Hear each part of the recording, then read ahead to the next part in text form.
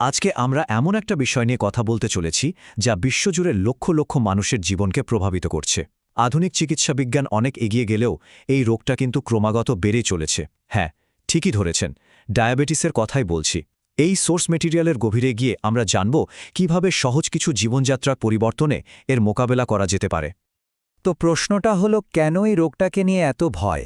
কারণটা হলো, এটা শুধু একটা রোগ নয়। ডায়াবেটিস যদি একবার শরীরে বাসা বাঁধে, তাহলে সেটা আমাদের হার্ট, কিডনি, চোখ, এক কথায় পুরো শরীরটাকেই ধীরে ধীরে ভেতর থেকে নষ্ট করে দিতে পারে। মানুষটা যেন বেঁচে থেকেও জীবনমৃত হয়ে যায়। আর এটা কিন্তু কোনো বিরল রোগও নয়। পরিসংখ্যান বলছে, সারা পৃথিবীতে প্রতি ১০ জন মানুষের মধ্যে প্রায় ২ জন এই রোগে আক্রান্ত। তার মানে আমাদের চারপাশে, এমনকি অনেকের পরিবারেও এই রোগের প্রভাব দেখতে পাওয়া যায়। তাহলে দেখুন, একদিকে এত ডাক্তার, হাসপাতাল আর আধুনিক ওষুধ, কিন্তু তারপরও এই সমস্যাটা কমছে না, উল্টে বেড়েই চলেছে। চলুন এই বিশ্লেষণের গভীরে গিয়ে দেখি এর আসল কারণটা কি এবং কেন এটা হচ্ছে। আচ্ছা, ডায়াবেটিসকে যদি গোড়া থেকে বুঝতে হয়, তাহলে সবার আগে এটা জানা দরকার যে খাবার আমাদের শরীরে ঠিক কিভাবে কাজ করে। কারণ পুরো খেলাটাই তো আমাদের খাদ্যাভ্যাসের সঙ্গে জড়িয়ে আছে। চলুন সেই মূল বিষয়টা আগে বোঝা যায়। আমাদের শরীরটাকে একটা বড় শহরের ট্রান্সপোর্ট সিস্টেমের মতো ভাবা যেতে পারে, আর এই সিস্টেমের প্রধান মাধ্যম হলো আমাদের রক্ত। ঠিক যেমন গাড়ি বা বাস শহরের এক জায়গা থেকে অন্য জায়গায় জিনিসপত্র বয়ে নিয়ে যায়, রক্ত কিন্তু আমাদের সারা শরীরে শক্তি পৌঁছে দেয়। আমরা যে খাবার খাই, বিশেষ করে কার্বোহাইড্রেট, সেটা হজম হয়ে গ্লুকোজে পরিণত হয়। এই গ্লুকোজই হল আমাদের শরীরের কোষগুলোর জন্য আসল শক্তি বা এনার্জি। এটাই আমাদের চলার জ্বালানি। এখন এই শক্তি বা গ্লুকোজকে তো কোষের ভেতরে ঢুকতে হবে, কিন্তু কোষের দরজা তো আর সবসময় খোলা থাকে না। সেই দরজা খোলার জন্য একটা চাবির দরকার হয়, আর সেই চাবিটাই হলো ইনসুলিন। রক্ত এই গ্লুকোজ আর ইনসুলিন দুটোকে একসঙ্গে বয়ে নিয়ে কোষের দরজায় পৌঁছে দেয়। সমস্যাটা শুরু হয় ঠিক এই জায়গাতেই। ধরুন, সকালে ভরপেট খাওয়ার পর সেই শক্তি কোষের ভেতর জমা হয়ে আছে। এখন দুপুরে খাওয়ার পর যখন নতুন গ্লুকোজ আর ইনসুলিন কোষের দরজায় এলো, তখন কোষ ভেতর থেকে দরজা খুলল না, কারণ তার ভাণ্ডার তো ভর্তি।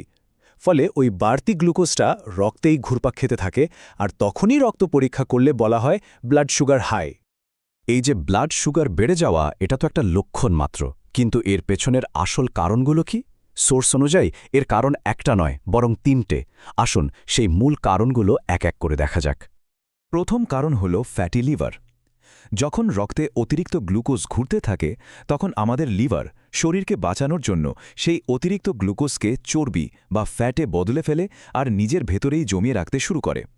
এভাবেই ধীরে ধীরে লিভারটা ফ্যাটি হয়ে যায়। দ্বিতীয় কারণটা হলো লিকি গাট। এর মানে হলো আমাদের হজম প্রক্রিয়া যখন দুর্বল হয়ে পড়ে, তখন অন্ত্রের ভেতরের দেয়ালে একরকম ক্ষতি হয়। তখন ক্ষতিকারক ব্যাকটেরিয়া সেই রাস্তা দিয়ে আমাদের রক্তে মিশে যায়, যা পুরো শরীরে একটা সমস্যা তৈরি করে। আর তৃতীয় এবং অত্যন্ত গুরুত্বপূর্ণ কারণ হল মানসিক চাপ। ভয়, অস্থিরতা, রাগ বা অতিরিক্ত চিন্তা আমাদের শরীরের অটোমেটিক নার্ভাস সিস্টেমের উপর মারাত্মক প্রভাব ফেলে। এর ফলে হরমোনের ভারসাম্যটাই ঘেটে যায়, যা ডায়াবেটিসের পথকে আরও সহজ করে দেয়। তাহলে পুরো সমীকরণটা কি দাঁড়ালো? এই স্লাইডে যেমন দেখানো হচ্ছে, ফ্যাটি লিভার, লিকি গাট এবং মানসিক চাপ, এই তিনটে যখন একসঙ্গে শরীরে হানা দেয়, তার মিলিত ফলই হলো টাইপ 2 ডায়াবেটিস। শুধু ওষুধ দিয়ে ব্লাড সুগার কমালে এই মূল কারণগুলো কিন্তু একটু ঠিক হয় না। তাহলে এর থেকে মুক্তির উপায় কি? সোর্স অনুযায়ী সমাধানটা কিন্তু আমাদের রান্নাঘরেই লুকিয়ে আছে। আমাদের শুধু সঠিক খাবারটা বেছে নিতে হবে। চলুন দেখি সেই সমাধানটা ঠিক কি। এই স্লাইডটা দেখুন, পার্থক্যটা একদম জলের মতো পরিষ্কার।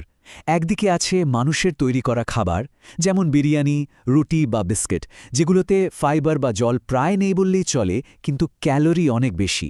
আর অন্যদিকে আছে প্রকৃতির তৈরি করা খাবার, যেমন আপেল, শসা, টমেটো, যেগুলো ফাইবার আর জলে ভরপুর, তাই ক্যালোরিও খুব কম। প্রকৃতির খাবারে পেট ভরে যায়, কিন্তু শরীরে অতিরিক্ত ক্যালোরি জমে না।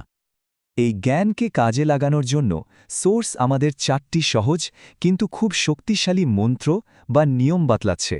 এই 4টি নিয়ম মেনে চললেই কিন্তু সুস্থ থাকাটা অনেক সহজ হয়ে যায়। প্রথম মন্ত্রটা হলো, বাঁচতে হলে কাঁচা খেতে হবে। মানে বাঁচা ইকুয়ালস টু কাঁচা, কারণ কাঁচা প্রাকৃতিক খাবারের মধ্যেই সেই জীবনদায়ী ফাইবার আর জলটা থাকে, যা আমাদের শরীরকে অতিরিক্ত ক্যালোরির বোঝা থেকে বাঁচায়।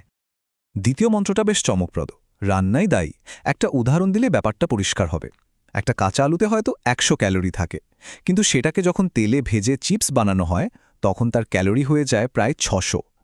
রান্না আসলে খাবারের ফাইবার আর জলকে নষ্ট করে দিয়ে ক্যালোরি বহুগুণ বাড়িয়ে দেয়। তৃতীয় মন্ত্র হল চাল আর গমের মতো খাবার খুব কম পরিমাণে খেতে হবে, কারণ এগুলোতে ফাইবার প্রায় থাকেই না এবং এগুলো আমাদের শরীরে গিয়ে খুব দ্রুত গ্লুকোজের মাত্রা বাড়িয়ে দেয়, যা ডায়াবেটিসের জন্য অত্যন্ত ক্ষতিকর।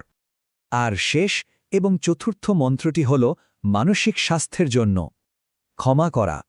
রাগ, ঘৃণা, প্রতিশোধের মতো অনুভূতিগুলো আমাদের নার্ভাস সিস্টেমকে সবসময় উত্তেজিত করে রাখে, যা হরমোনের ভারসাম্য নষ্ট করে। ক্ষমা করার মাধ্যমে মনকে শান্ত রাখা যায় এবং শরীরকেও সুস্থ থাকতে সাহায্য করা যায়। তাহলে এই পুরো বিশ্লেষণের পর শেষ প্রশ্নটা এটাই, একবার ভেবে দেখা দরকার যে খাবারটা আমরা খাচ্ছি সেটা কি আমাদের জীবন দিচ্ছে নাকি তিলে তিলে রোগের দিকে ঠেলে দিচ্ছে।